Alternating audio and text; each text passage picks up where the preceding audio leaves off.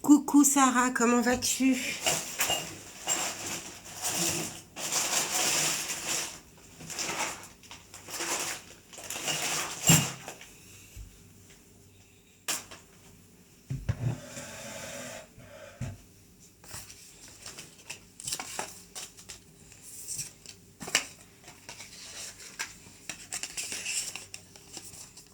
Coucou Raya. Oui, je vois mal.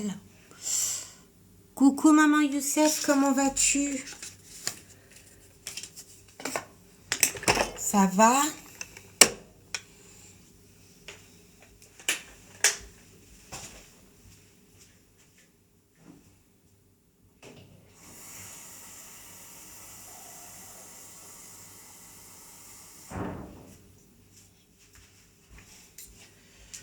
Hop. Coucou tout le monde. Je sais pas. Alors, attends. Si tu l'as eu. Ah, ben, je vais aller voir. Bonsoir. Coucou. Coucou Orlane. Bon, je suis en déplacement, comme vous pouvez le constater. Toujours pas chez moi. Ça va, vous? Les fêtes se sont bien passées. Bonne année à tous. Hein. Bonne année à tous. C'est vrai que depuis le Nouvel An, je vous ai pas eu en live.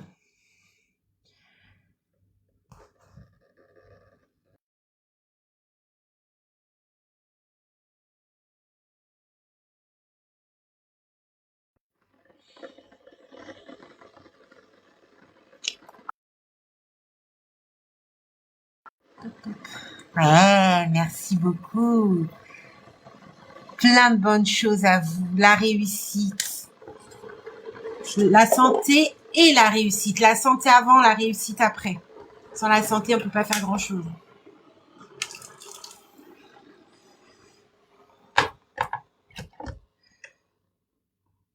On peut pas faire grand-chose sans la santé. Donc, c'est compliqué.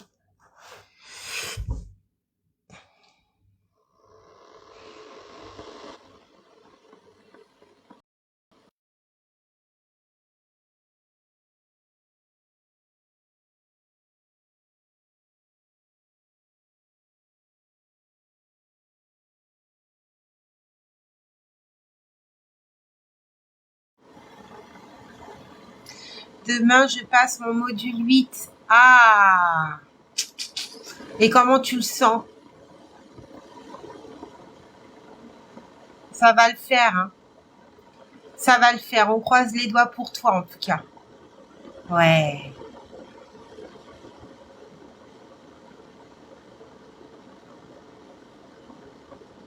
Stress, c'est normal. Alors, tu es ton propre ennemi. N'oublie pas ton stress. Ça peut être du bon comme du mauvais. Essaye de le canaliser. Mais c'est normal de stresser. Si tu stresses pas, c'est qu'il y a un souci. C'est normal de stresser. Ça va le faire. Moi aussi, j'ai une flopée de partiels en janvier. Ah, elle commence bien la nouvelle année. Ah la vache, force à vous les filles. Ça va le faire. Bon, le sucre. C'est du sucre, ça. Coucou Nana, comment vas-tu? Bonsoir la garée. Bonne année. Ouais. Je devais me connecter le 3.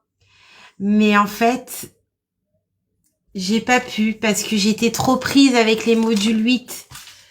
On m'a envoyé plein de dossiers comme je vous avais dit là. Et j'ai pas fini encore. C'est très complicados. En ce moment, je fais des rendez-vous jusqu'à 2-3 heures du matin, vous vous rendez compte? Truc de dingue, quoi. Coucou Sandrine, coucou Zara, comment vas-tu? Je fais ma rentrée demain. Eh oui, le 8. Eh, Sandrine, toi aussi? Alors, comment on se sent pour la rentrée, là? Moi aussi. Ouais, toi aussi. Ah, c'est le 8. Tout le monde va prendre le 8, là. Ah, coucou, Laetitia. Je t'avais envoyé un petit message, tu sais, pour le rendez-vous. Je sais pas si t'as répondu, faudrait que je regarde. Voilà. Ah, c'est le 15, toi, c'est pas le 8. Tu vois, j'ai une longueur d'avance, hein. Je veux absolument que tu rentres tout de suite en formation. J'ai un peu la trouille, c'est normal, tu rentres dans l'inconnu. Ça va bien se passer, t'inquiète pas. Ça va bien se passer. Coucou Valérie. Eh, vous êtes nombreux là, qu'est-ce qui se passe? Vous m'attendez depuis longtemps? Vous attendiez ce live avec impatience?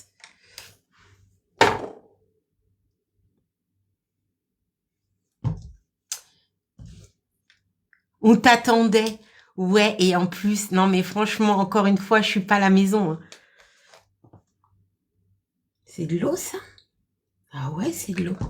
Je suis en déplacement, je me déplace un IFAS demain. Et du coup, je suis à l'hôtel. Eh ben ouais. Parce que je me vois pas prendre la route demain matin à 5 heures du matin. C'est pas possible. Ah, je vais regarder ça. Je vais regarder. Et tu sais que Zara, je me suis connectée parce que j'ai vu ton petit message sur TikTok. C'est quand que tu fais un live? J'ai fait, ah non, là, je vais en faire un quand même.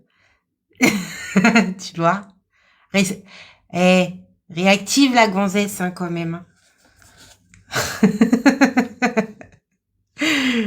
Au plaisir.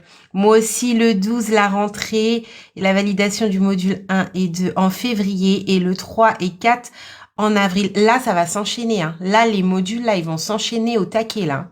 Préparez-vous, hein. Armez-vous, hein. Là, ils vont pas blaguer avec vous, là. Tout va s'enchaîner. Là, pour tous ceux qui sont rentrés en école début septembre, là, accrochez-vous. Accrochez-vous. Force et honneur, hein, n'oubliez pas. Pourquoi vous êtes rentré dans cet établissement. Merci pour ton aide précieuse. Au plaisir. Coucou, Aïana. Et si je bafouille un petit peu, m'en voulez pas. Déjà, en plus d'être bigleuse, c'est un petit peu compliqué avec mon articulation. Pour ceux qui m'ont suivi, j'ai énormément de soucis avec l'articulation dû à une maladie que j'ai eue. Donc, ne m'en voulez pas si j'articule mal ou je prononce mal. C'est pas de ma faute. Je fais énormément d'efforts. Je travaille beaucoup sur moi. Bonsoir et paf, comment vas-tu? J'ai pas mon matériel ce soir. On fait comment? On improvise? Tac au tac? Coucou Makura, comment vas-tu? Moi, je voulais travailler un petit peu les cibles, donner action résultat. Qu'est-ce que vous en pensez?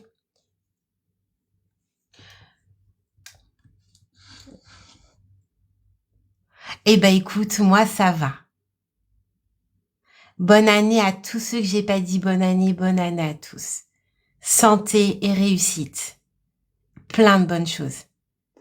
Plein, plein, plein.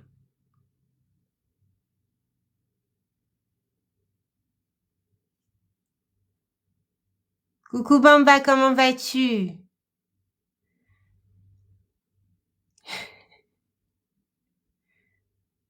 Merci beaucoup. Bonne année à toi aussi. Oh, Sandrine, elle est très en colère. Qu'est-ce qui se passe, ma belle? Coucou Nadine. Nana. Héloïse, tu enregistres ton live? Ah non, parce que voyez, je suis pas à la maison.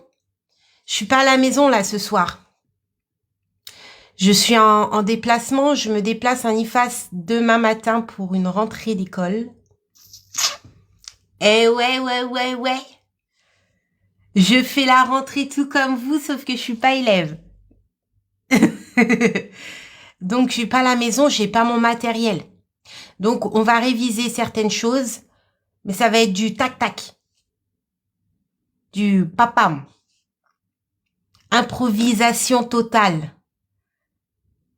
Ouais, je fais des révisions sur les modules, c'est le but. Le but de tous mes lives et toutes mes vidéos et tout ce que je fais, c'est pour que vous révisez, pour être prêt pour l'examen. Du moins, un peu mieux, quoi. Enfin, voilà, j'essaye vraiment de trouver toutes les méthodes pour pouvoir vous aider au mieux. Comme je peux.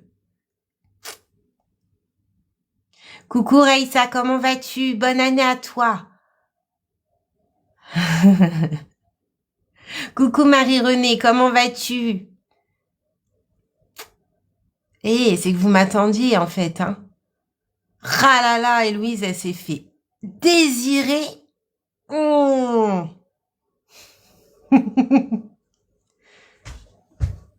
Ah, super, si tu vas bien. Bon, là, comme j'ai dit, hein, on va travailler un petit peu, hein, parce que si on se connecte et qu'on ne travaille pas, on n'avance pas dans les révisions. Et le but, c'est de vous entraîner au taquet. Bon, on m'a posé plusieurs questions là ces derniers temps. Déjà, le système nerveux, on va pas travailler aujourd'hui parce que je n'ai pas mon matériel. Par contre, j'aimerais beaucoup travailler sur le rôle aide-soignant. Dans un premier temps, être sûr que vous ayez bien compris ce que c'est qu'une cible, une donnée, action, résultat. Je vais essayer d'improviser. J'ai un petit stylo que j'ai piqué à l'hôtel. Des petites situations, des petits profils patients. Et face à ça, vous allez devoir trouver la cible, les données, les actions que vous allez mettre en place et les résultats, s'il y en a. Parce que comme on avait dit précédemment, des fois il y a des résultats, des fois il n'y en a pas. Héloïse, je viens de mettre le commentaire pourquoi j'étais en colère. Mais à l'hôpital, on n'a pas surveillé sa phlébite.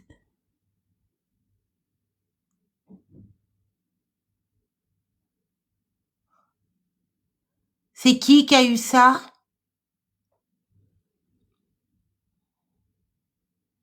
Col de fémur, l'hôpital ont pas surveillé sa phlébite, ça tourne en embolie pulmonaire, arrêt cardiaque. C'est un de tes patients?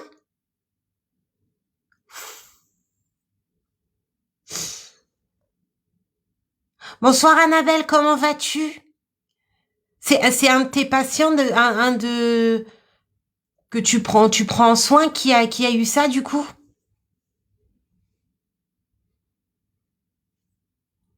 Donc il a été à l'hôpital suite à un col du fémur.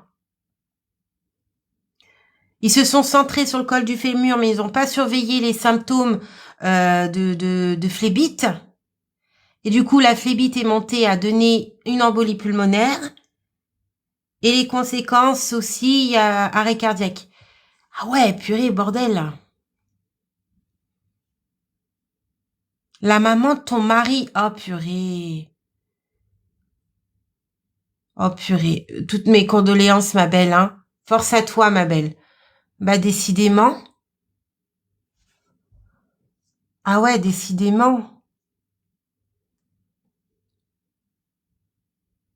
Ça s'est passé récemment, du coup. Bah oui, puisque on s'est pas eu... ça s'est passé récemment. Bonsoir. Bien et toi, comment vas-tu? Oh, mais c'est une galère. Franchement,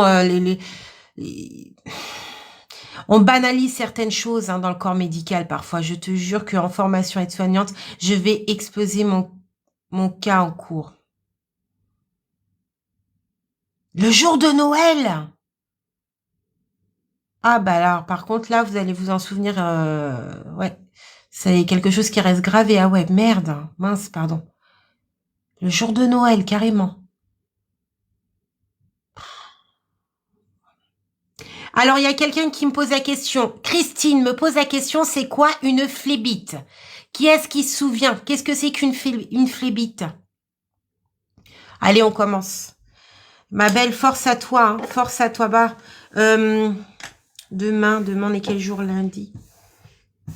Mercredi, si tu veux, tu peux m'appeler, ma belle. Mercredi. Si tu as besoin de parler. Hein? Si tu as besoin de parler, il y a pas de souci. Mercredi, tu pourras m'appeler. Ou même demain. Demain, plus dans l'après-midi, si tu es dispo. Voilà. Alors, une flébite, c'est quoi? Ok, pas de souci. J'aimerais savoir, est-ce que je peux postuler encore pour la formation d'aide-soignant?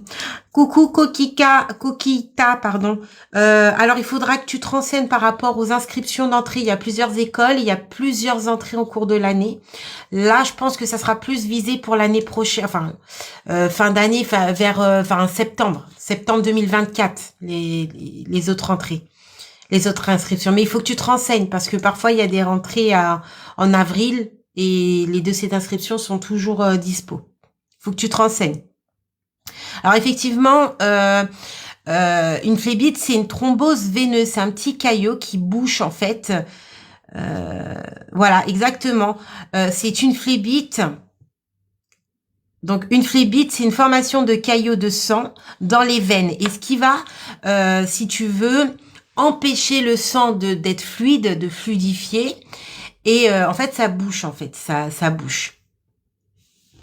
Donc, le caillot, il peut monter. Donc, on dit qu'il peut migrer dans le cœur, peut donner un arrêt cardiaque. Il peut également monter et migrer dans les poumons et donc donner une embolie pulmonaire, mais il peut aussi migrer aussi au niveau du cerveau et donner un AVC, un AIT, et donc voilà. Demain, je commence mon deuxième stage. Ça va bien se passer, ma belle.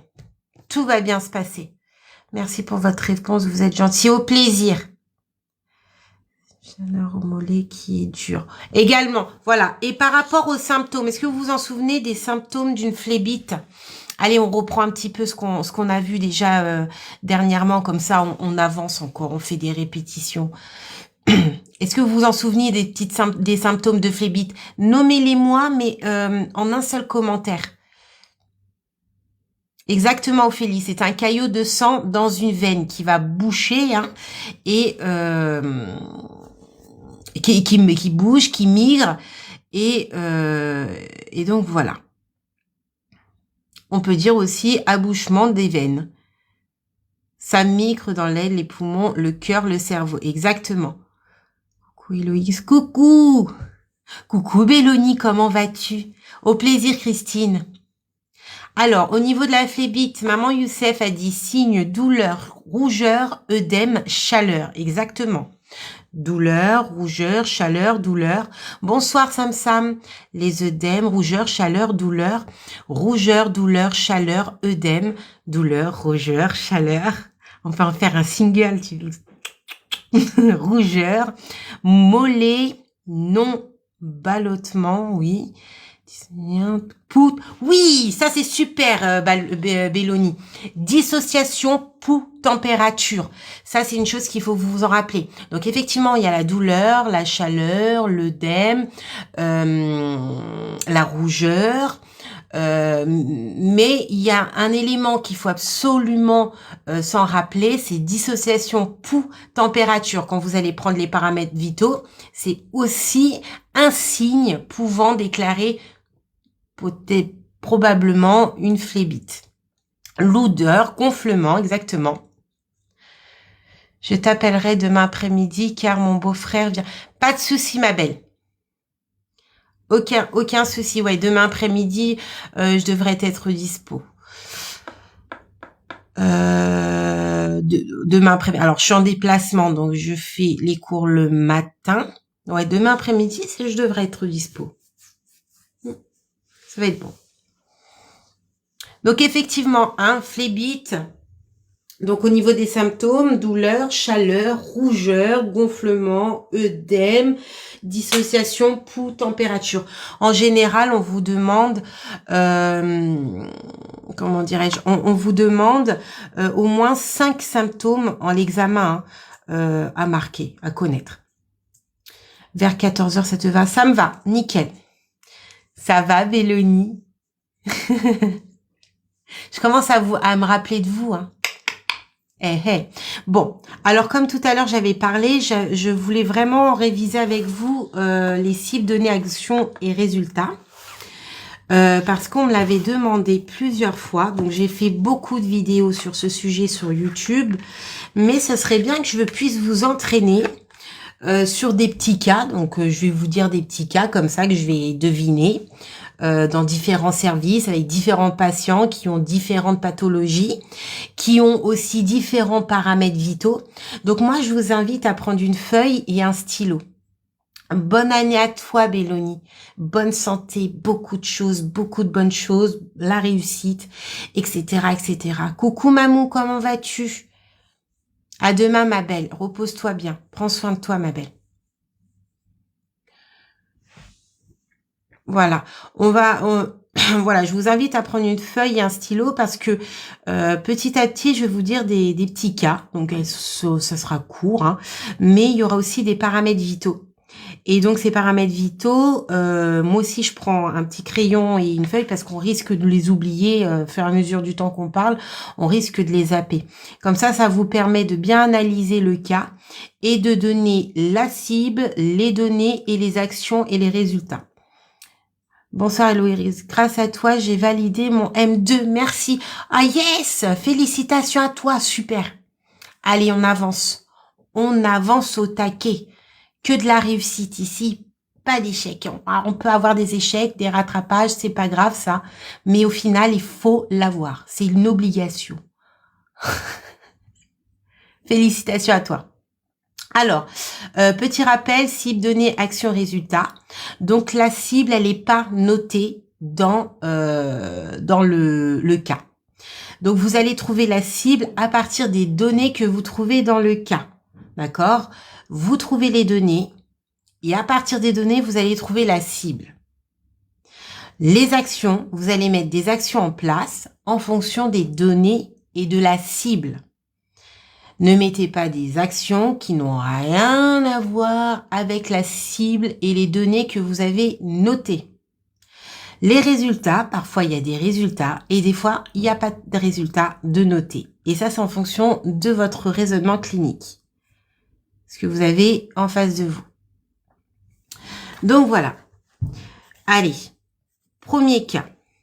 Monsieur X, vous écoutez? Alors, dites-moi si c'est OK. Mettez-moi OK si vous êtes OK, que vous avez un stylo, une feuille. Mettez-moi un OK si vous êtes OK. Si on commence ou pas.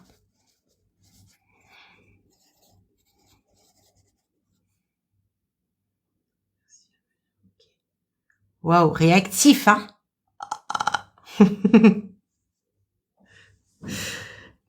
Alors.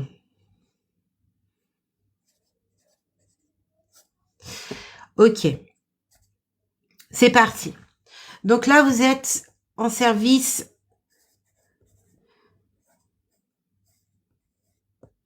Vous êtes en pneumo. OK? Vous êtes en pneumo. Et vous avez un patient que vous devez prendre en charge. Donc, on va l'appeler Monsieur X. Il est âgé de 35 ans. J'en ai marre des personnes âgées. On va arrêter un petit peu. On va stopper. On va mettre un petit peu de jeunes. Hein. Au bout d'un moment, ça va. Donc, vous êtes en service en pneumologie. D'accord? Vous prenez en soin Monsieur X âgé de 35 ans. OK? Donc, à ce jour, il est hospitalisé pour cause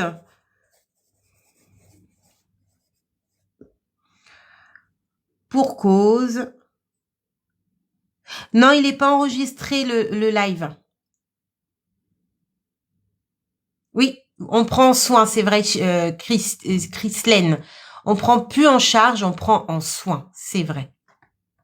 Donc, à ce jour, vous prenez en soin Monsieur X, âgé de 35 ans. Donc, vous êtes en service pneumo. Il est hospitalisé pour soupçon d'embolie pulmonaire. Soupçon d'embolie pulmonaire. Donc, c'est pas diagnostiqué, c'est un soupçon. OK?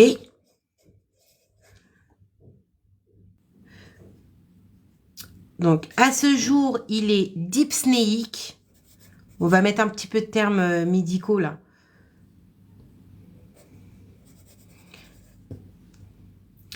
Voilà. Donc, il est sous oxygénothérapie depuis 2 jours. Thérapie. J'écris en même temps. Je vous redis après.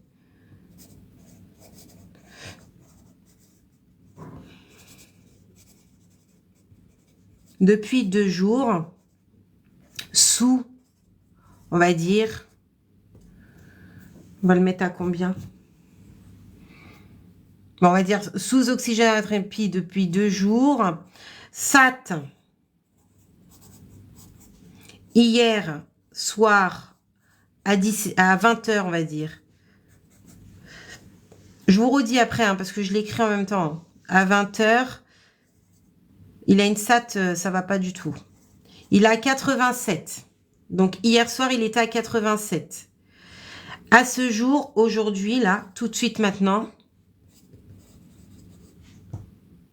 il a 86 d'oxygène dans le sang. Sa tension TA à 16,9. Température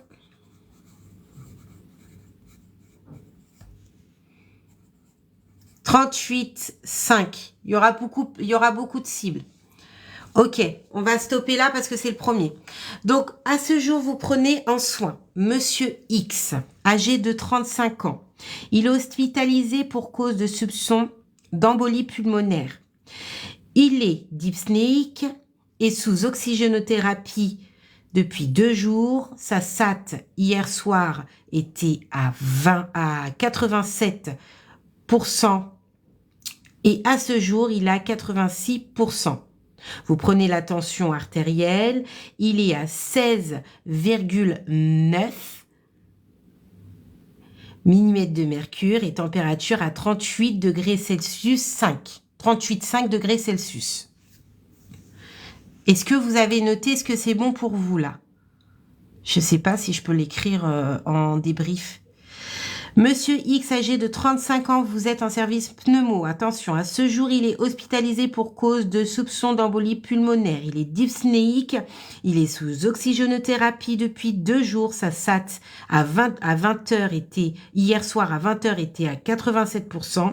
Et à ce jour, elle est à 86%. Sa tension est à 16,9 mm de mercure et sa température à 38,5 degrés Celsius. C'est bon pour vous. Donc là, vous avez bien compris, je l'espère, il y a plusieurs cibles. Chaque cible va correspondre à quelque chose. On ne peut pas mélanger. Là, en fonction de ces problématiques. À ce jour, c'est quoi ces problématiques en fonction de ce que vous avez pu constater? Donc, on dit qu'il est dyspnéique et par rapport à ses paramètres vitaux, quels sont les problèmes? Attention, quand vous me les décrivez, vous utilisez des termes médicaux, s'il vous plaît. Si possible. Voilà, la question est, quelles sont les problématiques actuelles de Monsieur X?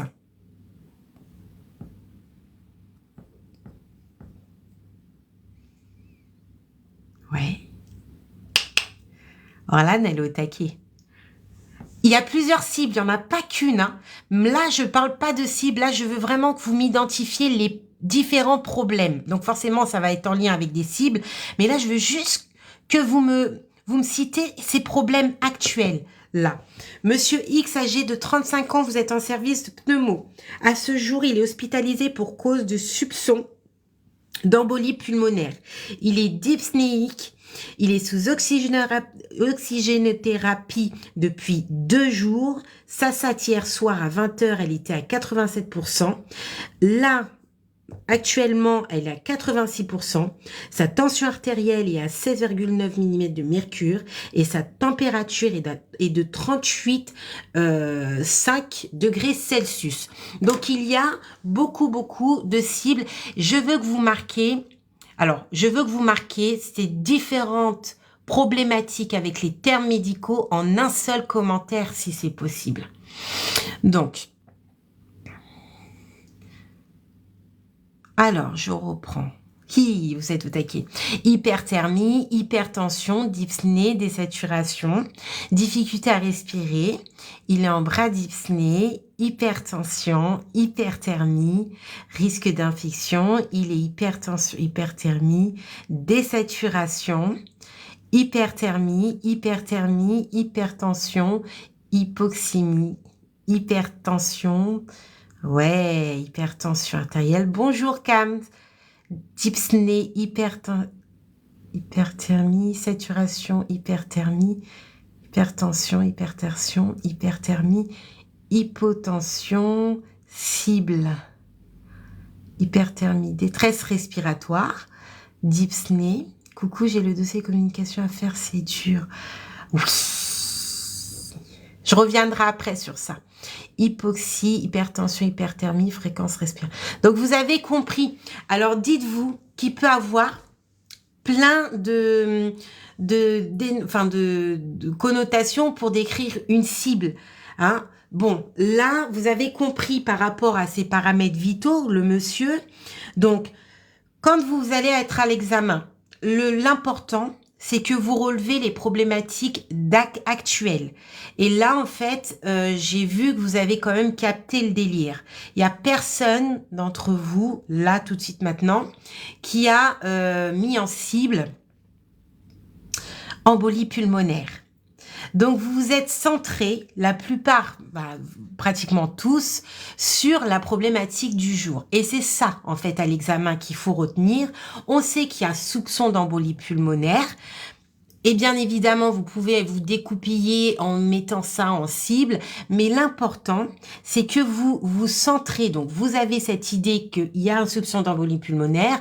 Mais là, aujourd'hui, la problématique, c'est que ce monsieur, effectivement, il a une tension qui est élevée, d'accord? Donc, on nomme ça en termes médicaux, et ça, par contre, module 3, on met pas tension élevée, hein, on dit hypertension.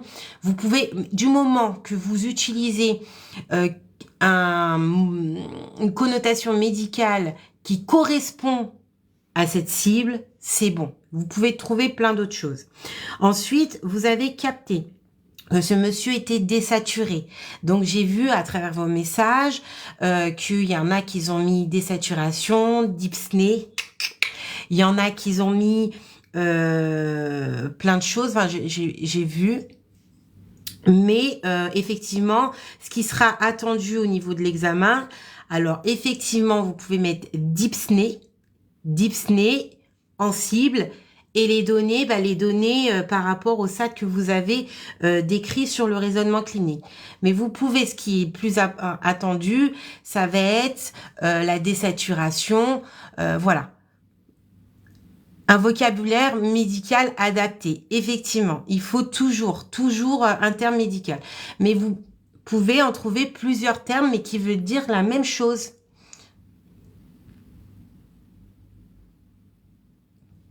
Qui veut dire la même chose. Là,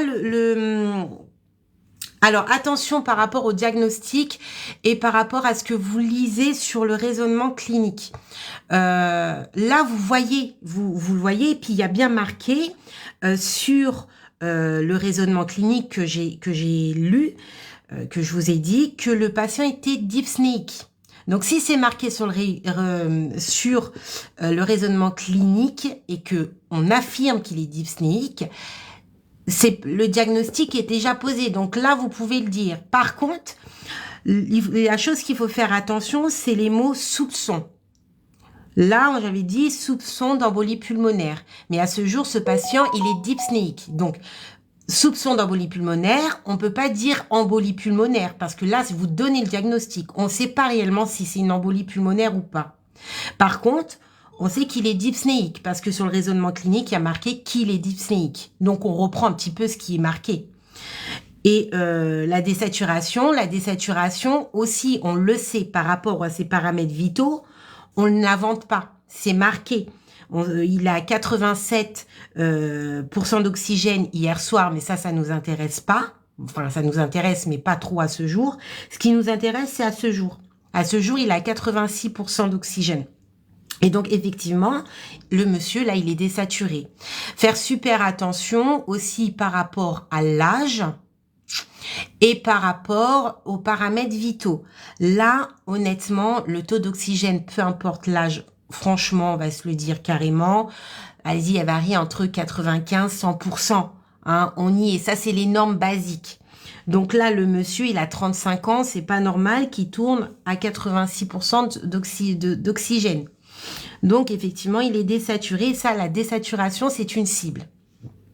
Ensuite, on avait la température. La température, alors, vous pouvez mettre cible température, mais je crains que votre correcteur va se dire c'est fragile. Parce que à ce jour, on dit pas température. On dit hyperthermie. Donc, faire attention. Donc, effectivement, sa température, elle est de 38,5 degrés Celsius, et ce qui correspond à une hyperthermie. Et donc, là, vous avez plusieurs cibles. Vous avez l'hypertension, vous avez la désaturation, voilà. Vous pouvez aussi noter autre chose, mais qui correspond qui veut dire la même. Hein. Et vous avez l'hyperthermie. Vous avez 3 cibles. Alors là, ce qu'il faudra faire attention, c'est que ces cibles-là, il faut pas les mélanger entre elles. Une cible, c'est-à-dire des données en fonction de la cible en question, les actions en fonction des données de la cible en question, et résultats en fonction des actions, des données et de la cible en question. Ça veut dire que dans votre tableau ou dans votre écrit, vous allez prendre l'hyperthermie, les données qui correspondent à l'hyperthermie, les actions qui correspondent aux données de l'hyperthermie et les résultats qui correspondent aux données, aux actions de l'hyperthermie. Pareil pour la désaturation, vous allez prendre les données en accord avec la désaturation. Vous allez également prendre des actions en accord avec cette cible et des résultats, etc. Et également pour l'hypertension. L'hypertension, vous allez chercher dans votre raisonnement clinique les symptômes, les données en fonction de l'hypertension et des actions en fonction des données et de la cible l'hypertension et les résultats en fonction, voilà. Donc 3 cibles, 3 données enfin des données qui correspondent pas avec les mêmes cibles, etc., etc.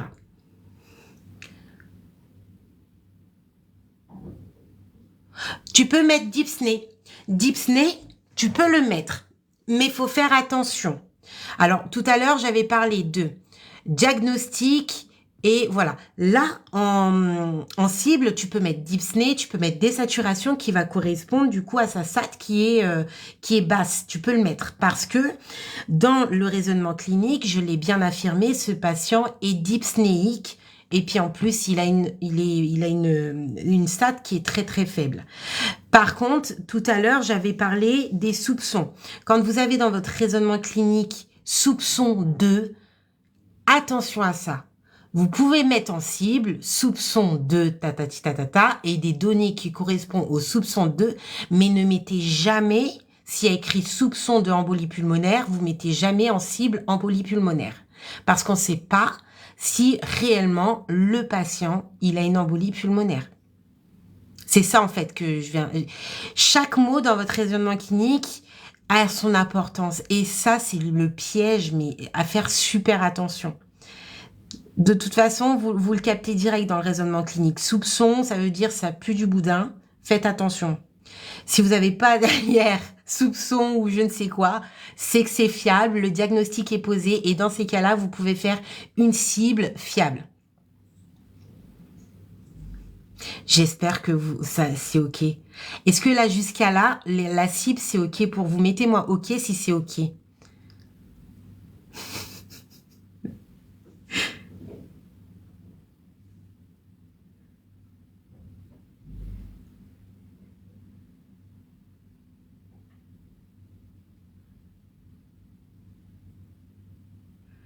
C'est OK.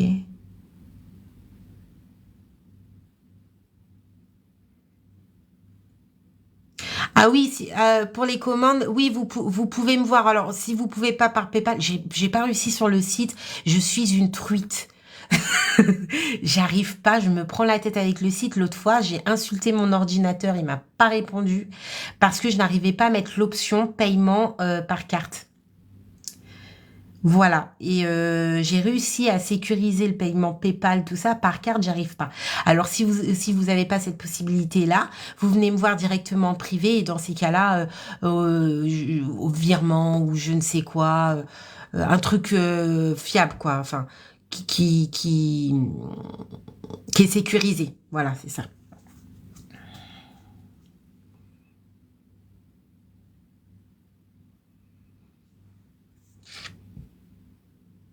Voilà. Donc maintenant, on va prendre la première cible. On va prendre la cible. euh, Allez, on va prendre la cible, la désaturation. Par rapport à cette cible, la dyspnée ou désaturation, qu'est-ce que vous pouvez mettre du coup comme données par rapport à ce que je vous ai dit sur ce petit cas-là? Là, on est sur les données de la désaturation, dyspnée.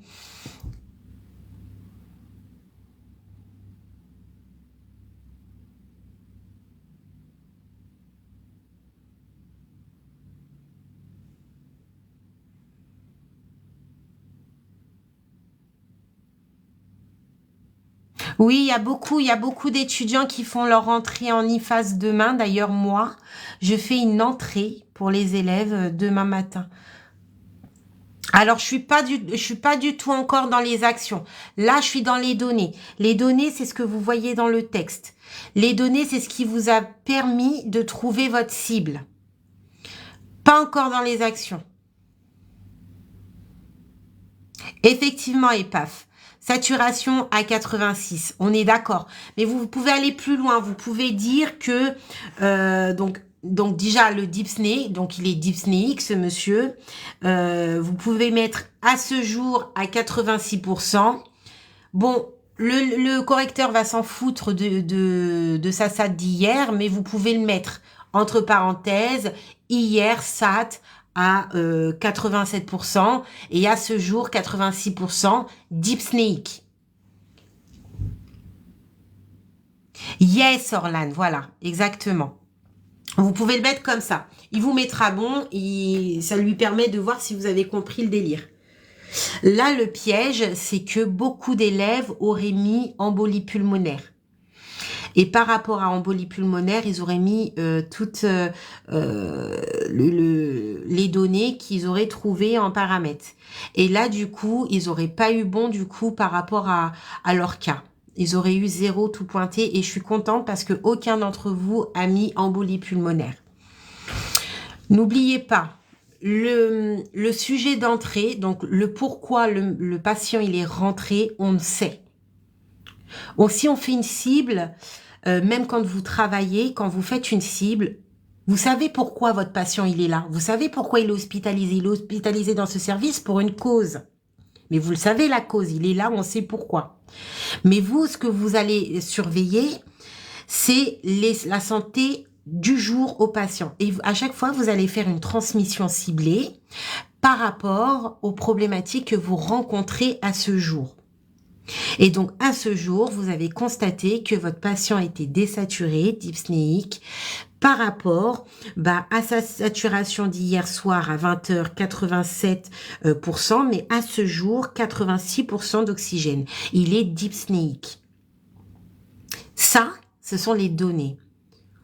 Vous pouvez aussi également rajouter qu'il est désaturé. On avait parlé de l'oxygénothérapie. Il est sous oxygène, sous O2. Vous pouvez le dire également, ça. Plus vous mettez des liens avec sa problématique dans les données, et les données, c'est ce qui est présent dans le raisonnement. N'allez pas inventer des trucs. Les données, c'est ce qui est dans le texte. Et vous allez trouver la cible en fonction de vos données. C'est pour ça, ne commencez jamais à faire une cible. Vous commencez déjà à trouver des données et en fonction des données que vous avez regroupées, vous retrouvez la cible. Si vous faites le contraire, vous risquez d'avoir faux.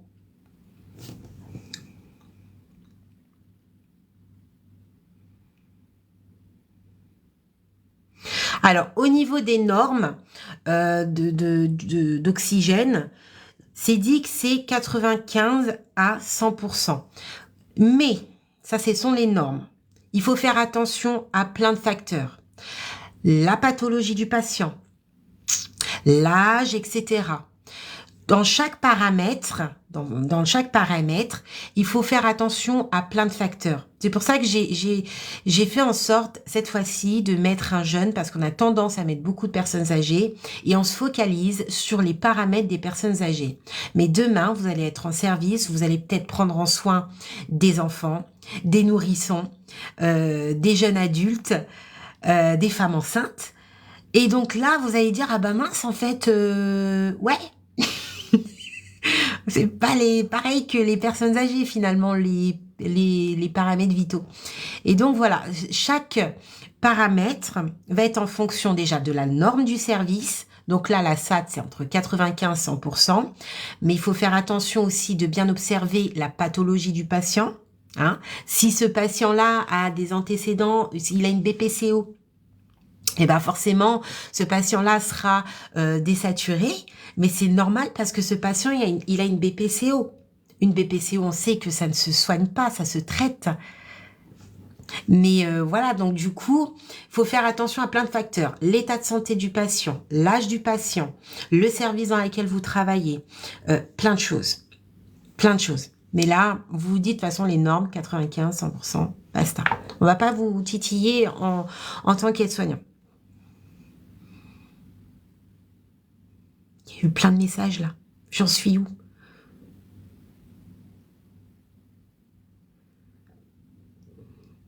Effectivement, il y a certains services.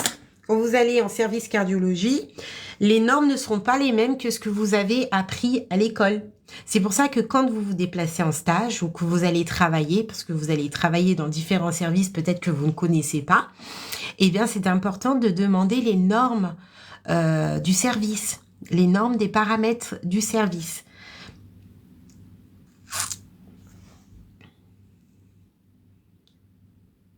Voilà. Donc là, on a trouvé pour la désaturation. Donc maintenant, j'attends par rapport à cette cible, la dyspnée, désaturation, et les données que vous avez là sous vos yeux, qu'est-ce que vous allez mettre du coup par rapport à des actions par rapport à cette problématique? Qu'est-ce que vous pouvez mettre en place?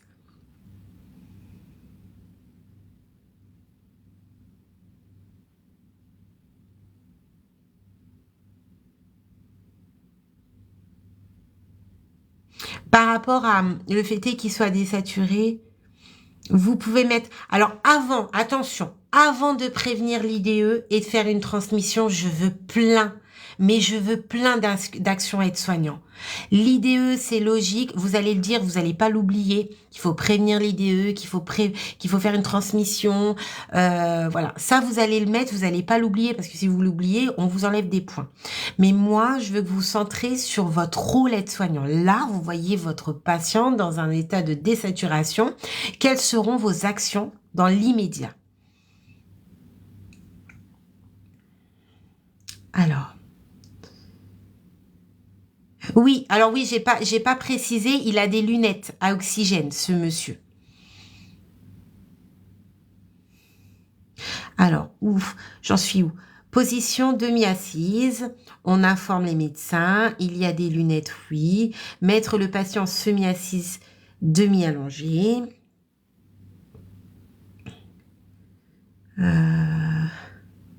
Le mettre demi-assise, installer le patient demi-assise, le rassurer. Ouais, alors franchement, super et paf. Le rassurer. La première chose que vous allez faire, parce que vous allez voir le patient désaturé, il va certainement avoir un soupçon de panique. Hein. Il sent, hein, le patient, que ça va pas. Hein. Manque d'oxygène, il sent, hein, dyspnéique, hein, dyspnéique. Donc, le rassurer. Justement, canalisant son stress, ses angoisses, vous allez améliorer peut-être un petit peu son état de santé. Surélever les jambes, informer l'IDE, commencer par voir si les lunettes sont bien mises. Ok, donc il faut qu'elles soient comment, Orlan, les lunettes? Vérifier, pas de cyanose, super. Donc toi, du coup, tu vérifies l'état cutané, super. Donc cyanose, marbrure. Donc ça, c'est un signe hein, d'une personne qui en manque d'oxygène. On est d'accord? Une personne qui est cyanosée, qui est marbrée, c'est une personne qui est en manque d'oxygène.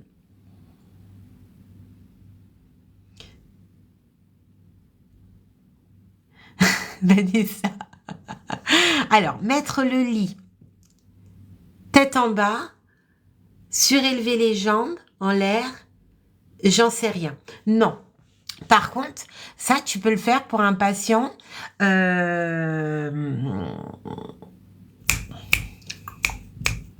Ça, tu peux le faire pour un patient qui fait un malaise, tu sais. Tu peux le faire. Position demi-assise, paramètres vitaux. Super Doliprane. Oh, coucou Doliprane. Vérification des lunettes, transmission. Exactement. Donc, on a compris. Hein. Position semi-assise, donc le rassurer. Position semi-assise, paramètres vitaux, vérification des lunettes. Donc, qu'est-ce que vous allez réellement vérifier par rapport aux lunettes? Il y a plein de choses à vérifier par rapport aux lunettes. Transmission. Là, tu es bien. Pourquoi? Parce que tu as mis 4 actions. Il en manquerait un. Parce que souvent, l'examen, on vous demande, donnez-moi 5 arguments, 5 actions aide-soignant. Découvrir le patient, rassurer le patient, vérifier si ses lunettes sont bien en place. Exactement. Okay, vérifier si les lunettes sont bien en place. Que l'O2 soit bien branché. Super. Super. Souvent, et ça arrive souvent, et puis nous, c'est notre rôle hein, de vérifier que l'O2 est bien en marche. Et surtout, il y a une chose que vous n'avez pas dit et que je vais pas vous le dire, vous allez le dire. Mais c'est souvent ça, c'est souvent le patient, il a les lunettes bien mises, super bien, mais il n'y a rien qui passe. Il n'y a pas d'oxygène qui passe. Prendre les paramètres vitaux, position demi-assise, le rassurer. Si le 2... Alors, c'est pas si l'O2 est pas coudé. Ça s'appelle quelque chose, c'est un fil. Ce fil-là, il a un nom. Position demi-assise, découvrir, vérifier les lunettes. La clinique du patient. Je suis ASH au bloc, du coup, pas de communication patient. Ouais, mais tu sais, les ASH, alors c'est vrai, ASH sont centralisés au bloc opératoire, c'est super ça par contre, sur tout ce qui est le bio-nettoyage, tout ça. Donc c'est vrai que vous avez très peu, voire pas du tout de contact avec le patient. Mais, imagine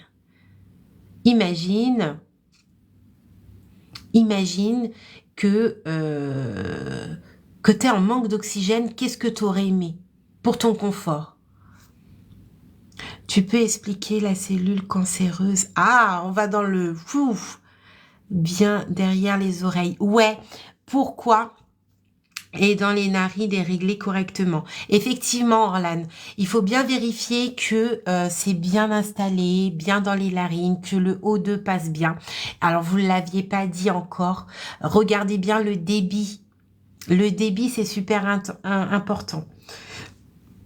Donc, le débit est programmé. Vous devez être censé savoir quel débit le patient doit être branché et vous devez le vérifier constamment. S'il y a un problème de débit, c'est vous qui allez voir l'IDE pour lui informer que le débit n'est pas correctement mis. Est-ce que, en tant qu'aide-soignant, vous pouvez toucher au débit ou pas? Effectivement, vérifier l'état cutané, marbrure et tout ça. Par rapport à la tubulure, c'était la tubulure, le fil là, c'est la tubulure, il faut pas qu'elle soit coudée, pas pincée, pas tourbillonnée, il faut qu'elle soit vraiment droite et pour que l'oxygène puisse passer. Il y a les lunettes, donc les lunettes sont mises derrière les oreilles et souvent il y a un gros souci qui se passe au niveau des oreilles et on doit faire attention, on doit vérifier et on doit également faire quelque chose de préventif derrière les oreilles. Est-ce que vous savez ce que c'est? Doit être serré au niveau des oreilles. Bonsoir, je viens d'arriver, je suis perdue. Bonsoir, c'est pas grave, on vient juste de commencer. On parle des cibles, données, action, résultat. Et donc là, on était sur l'action. C'est un patient qui est désaturé et qui est sous oxygénothérapie. Un jeune patient, 35 ans, qui est désaturé et sous oxygénothérapie. Et là, je demandais quelles seraient les actions par rapport à ce patient, la problématique de ce patient. Action, prise des paramètres vitaux, SAT, ouais. Oui, communication avec le patient, le rassurer. Ah super, un live dans mon domaine. Ah, tu es aide-soignante infirmière? Tu peux expliquer les cellules cancéreuses? Alors, je ne sais pas si j'aurai le temps. Là, je veux vraiment me centraliser sur cible, données, action, résultat. Mais ouais, si j'ai le temps, j'en parlerai. Mais pourquoi pas faire un live par rapport à ça? Hémorragie. Alors, hémorragie due à quoi? Prendre paramètres vitaux, vérifier le débit et les tubulaires si elle n'est pas coûtée, etc. Donc là, ce que j'attendais, c'est qu'en fait, vous savez, les lunettes, donc c'est un fil, et il y a un risque élevé d'escarre. N'oubliez pas comment l'escarre peut arriver. Et donc là, le soin. Merci beaucoup, j'ai pas vu le nom. Merci beaucoup pour la rose, c'est gentil. Merci. Et en fait, le souci avec les... Je vais prendre ça. Et je suis à 9% de batterie, mais je sais même pas si mon téléphone, il va rester, quoi. Alors, là, imaginons... Oh, merci pour le nounours. J'essaye d'expliquer. Attendez. Alors, là, imaginons, j'ai les lunettes. Hop, hop, hop, et elles sont derrière les oreilles. Et donc là, en fait, les lunettes à oxygène, le risque que ça peut avoir, donc n'oubliez pas, c'est un plan dur, le fil, là, la tubulure, c'est un plan dur posé sur la peau. Et le risque, c'est l'escarre. Donc vous, en tant que soignant, que vous soyez aide-soignant ou infirmière, peu importe, c'est de vérifier bien l'état cutané de partout. Et donc, souvent, on fait quelque chose de préventif. On met un espèce de pansement au-dessus de la tubulure pour justement éviter cet escarre. Ça peut arriver très très rapidement, les escarres, au niveau des oreilles. Donc, par rapport, j'avais parlé du débit d'oxygène, vous n'êtes pas censé toucher la machine, le débit. Vous êtes en tant qu'aide-soignant, normalement votre devoir est d'alerter l'infirmière, de lui informer que le débit ne correspond pas avec le débit souhaité, et donc c'est à elle de venir modifier le débit. Par contre, alors dans l'examen, si on vous pose la question, vous dites non, j'informe l'infirmière qui, elle, prendra l'initiative d'augmenter ou de diminuer le débit. C'est elle qui gère. Par contre, dans la vie réelle, attention, dans la vie réelle, pas dans l'examen. Parfois, vous serez amené à toucher à ces machines. Je prends exemple. Je suis veilleuse de nuit dans différentes structures. Il n'y a pas d'infirmière. Donc, quand il y a un souci, qu'on dit vital, que le patient est désaturé et qu'il lui faut du O2 très rapidement, je ne prends pas l'initiative seule. Je vais appeler le 15. Le 15, alors souvent ça se passe comme ça dans les maisons de retraite. J'appelle le 15 qui va me guider dans mes actions, qui va me donner l'autorisation pour faire certaines actions. Quand vous appelez le 15, vous savez que votre appel est enregistré, donc du coup ça vous protège en tant qu'aide-soignant.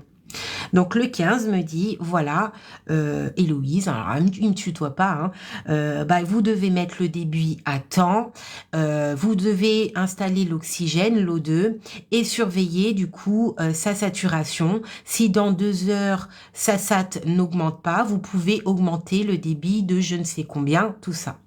Le 15 m'a donné l'autorisation de faire cette action. Je suis protégée parce que le 15 c'est enregistré et donc il ne devrait pas avoir de soucis. Et même s'il y en avait, je suis protégée.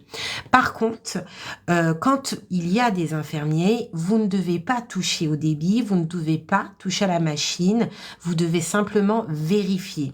Vous pouvez l'allumer, l'éteindre, mais vous ne pouvez pas toucher au débit. Vous pouvez toucher aux lunettes, vous pouvez les mettre correctement, vous pouvez prendre l'initiative de prévention anti-escar, vous pouvez manipuler la tubulure si elle est cousée, etc. Vous pouvez enlever les lunettes du résident ou du patient lorsque vous faites la toilette vraiment rapide, voilà, du visage, il faut enlever et après vous nettoyez un petit peu parce que ça, il faut le nettoyer, hein. Vous savez, il y a des mucus, des fois ça bouche. Donc, vous nettoyez un petit peu, vous remettez les lunettes au patient, ça vous pouvez. Par contre, vous ne devez pas toucher à la machine. Ça, niette. Je suis désolée, mais il y a trop de messages, je parle beaucoup et du coup, je sais plus où j'en suis. Et je suis à 8% de batterie. Et si ça coupe, je suis vraiment désolée. Je vais me reconnecter, je vais charger mon téléphone et je me rebrancherai après, hein.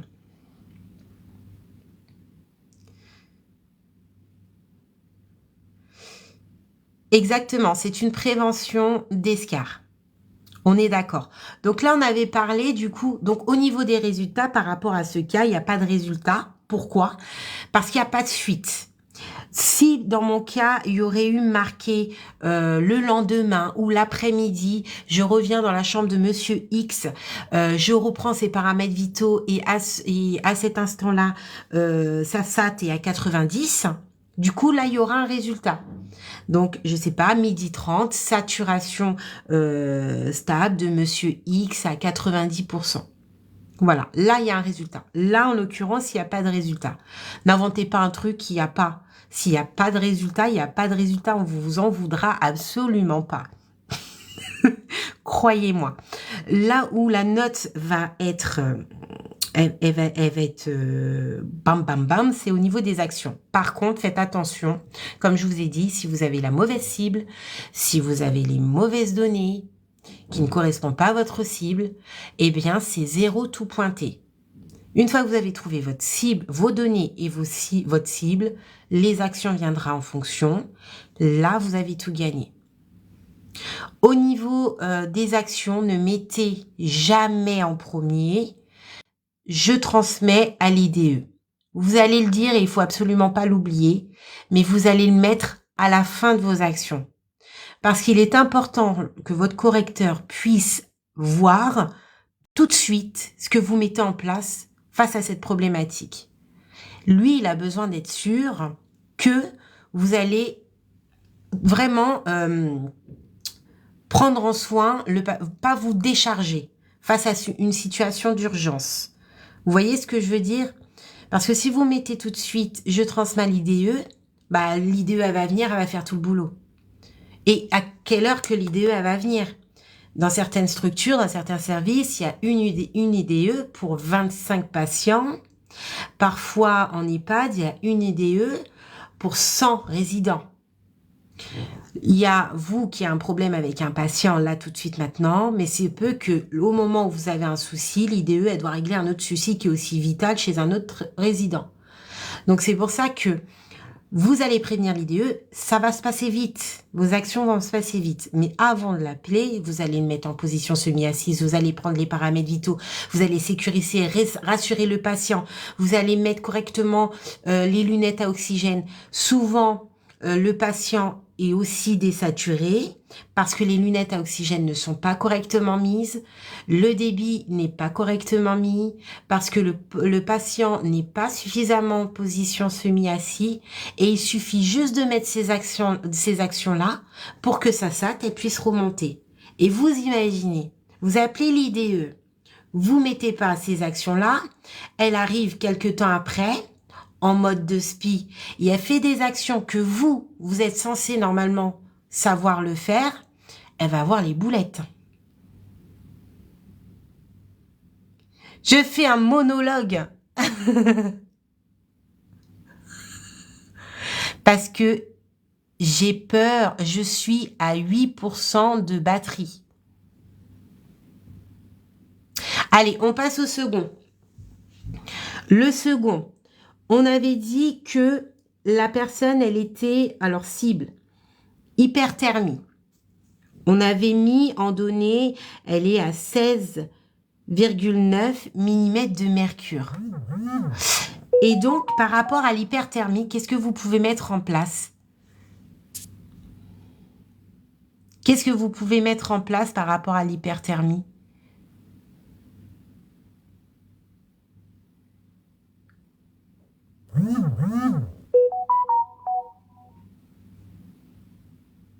C'est que, Fadou, je charge mon téléphone en même temps. Je charge. Je suis pas chez moi.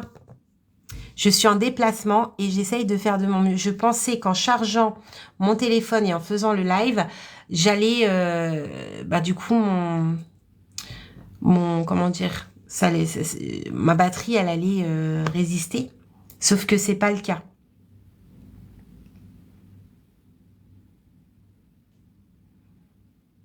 Ah oui, alors, excusez-moi. Alors, il y avait hyperthermie, hypertension. On va faire l'hypertension. Excuse-moi, Orlan.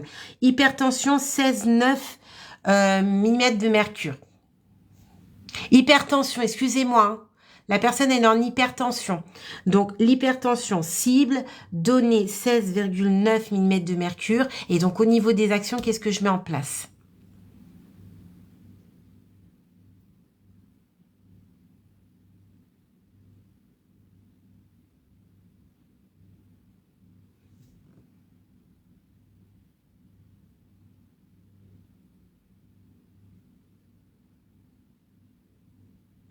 Eh ben, merci beaucoup, Fadou, de ton conseil. Bah, j'y tiendrai. Mais voilà, j'avais envie de faire ce live en même temps pour vous, voilà, pour vous faire coucou. Mais après, des fois, ça ne se calcule pas hein, de faire un live. Hein. Moi, je suis quelqu'un de spontané. Maintenant, après, ça peut pas plaire, mais voilà, je suis désolée, mon téléphone ne tient pas la route. Je me connecterai peut-être plus tard en attendant que ça charge. Mais ça fait partie de la vie. Des fois, les téléphones ne tiennent pas la route et donc voilà.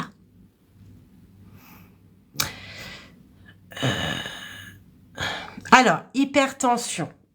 Hypertension, 16,5 mm de mercure. Qu'est-ce que je mets en action? Prise des paramètres vitaux.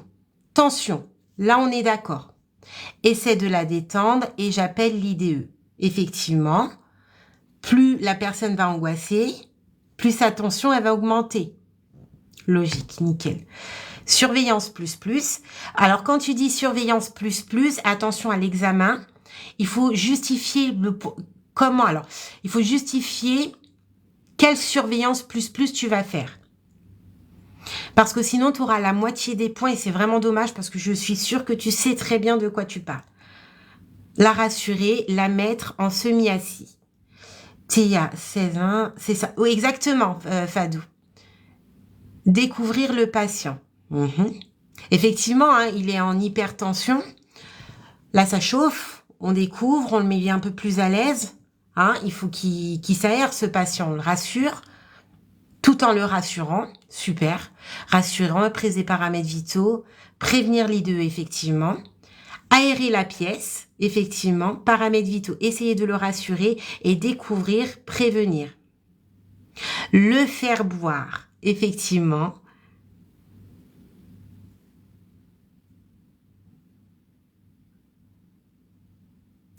Alors, ce patient, c'est pas une urgence en soi, mais il a quand même 16,9. Donc, il est en hypertension. Quand on dit que c'est une hypertension, c'est une hypertension. Ce patient, il est quand même mal en point. On avait parlé de son état. Donc, il est mal en point. On va pas le laisser avec son hypertension comme ça. Le but, c'est de le mettre bien, Fadou. Et donc, on va quand même, en tant qu'aide-soignant, essayer de faire des petites choses.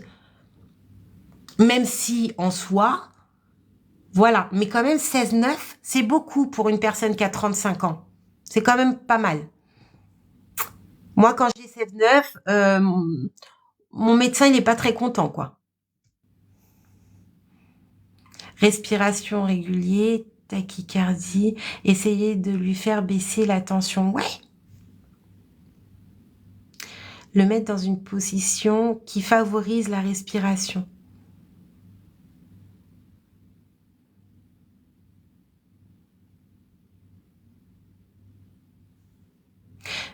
Alors, rappelez-moi de la norme.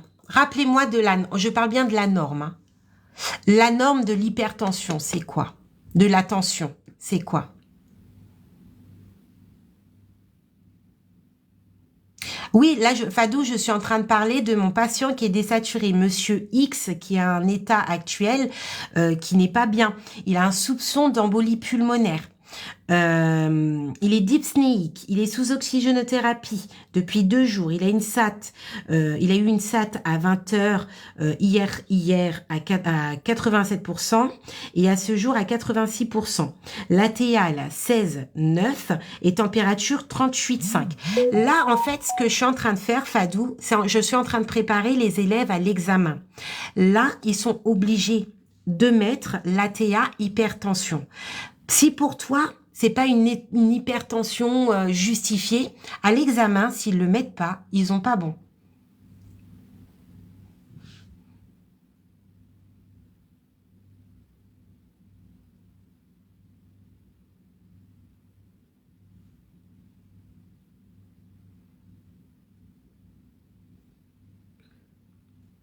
Effectivement, c'est 120, 80 mm de mercure. Donc voilà, moi, quand je vous parle, c'est plus la norme. Effectivement, dans certains services, ça sera pas comme ça. Donc, il faudra se baser aux fonctions, comme je vous ai dit tout à l'heure, du service, des pathologies, de l'état du patient. Il y a des patients, ils vont avoir 16 de tension, c'est pas alarmant parce que c'est leur habitude. N'oubliez pas que plus on est des personnes âgées, c'est pour ça que là, actuellement, j'avais parlé d'une personne qui était jeune, 35 ans, parce que la tension d'une personne jeune n'est pas la même qu'une personne âgée. Et on est souvent, et c'est vrai qu'on parle beaucoup des personnes âgées, mais imaginons que demain, l'examen, vous avez une personne jeune, c'est ça en fait que je suis en train de vous faire travailler, c'est la différence entre les paramètres vitaux d'une personne âgée et les personnes adultes, le jeune adulte, voir la différence, aussi capter un petit peu les pathologies.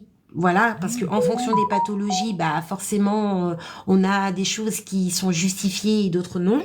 Et voilà, c'est surtout ça, c'est cette réflexion. Mais quoi qu'il en soit, dans votre examen, quand on vous donne des paramètres vitaux comme ça, basez-vous sur les normes. Adulte, c'est ça. Enfant, c'est ça. Personne âgée, c'est ça. Et ne cherchez pas, oui, mais mon service, en mon stage, c'était ci, c'était ça. Basez-vous vraiment des normes de votre établissement, ce qui vous a donné. À l'examen, vraiment, c'est ça. Je veux pas que vraiment, je sais ce que je dis parce que je corrige. Et ça, c'est si vous oubliez, par exemple, il y a 4 cibles, vous en oubliez un, c'est noté sur 2 points, on vous enlève quand même 0,50, et c'est énorme. C'est énorme. Oui, je devrais, Fadou, mais ça, c'était un live spontané. Là, d'habitude, je fais des lives de révision, si tu veux. C'est plus préparé. Alors, je mets des affiches, j'ai tout ce qu'il faut, hein, du matériel, tout ça. Mais c'est parce que je suis chez moi. Là, je ne suis pas chez moi, je suis en déplacement. Donc, j'ai pas mon matériel, je peux pas mettre d'affiches, tout ça. D'habitude, je prépare. Et souvent, je l'enregistre également sur ma chaîne YouTube.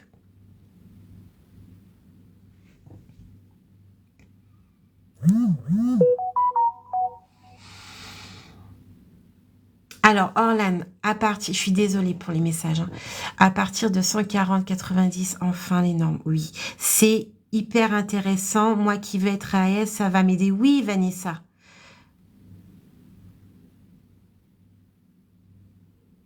Oh,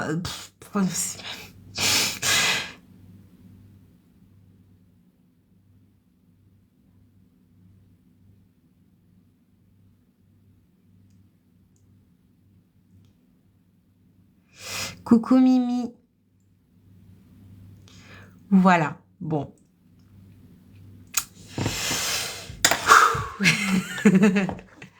Bon, voilà. C'était vraiment pour voir ça. Donc, il nous reste encore température. Donc là, on a fait la SAT, donc la désaturation, la température, la tension artérielle. Donc, il nous reste du coup la température. Donc, il n'y en avait pas 4, il y en avait 3 déjà. Donc, il nous reste la température. Bon. Je vais reprendre mes esprits. Je vais charger mon téléphone. Et je reviens.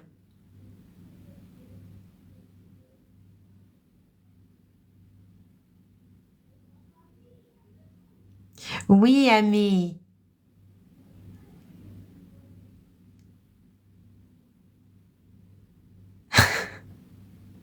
Je vais revenir dans... Je laisse vraiment bien charger. Je vais éteindre mon... Vous savez, tous les... Internet, tout ça. Comme ça charge bien, vite. Et puis...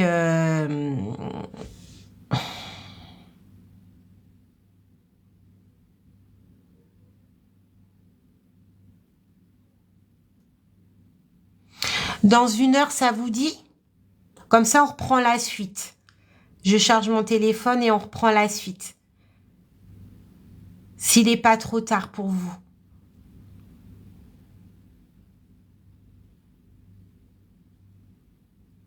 Ça vous va ou pas? Dites-moi OK. OK ou c'est trop tard? Ouais, c'est bon. OK. Bon, allez, je vous dis à tout à l'heure. Je vous dis à tout à l'heure. Là, il est 19h20. Allez, à 20h20.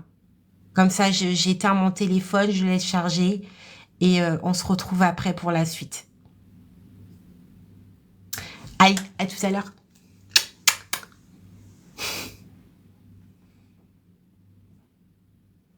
À tout à l'heure.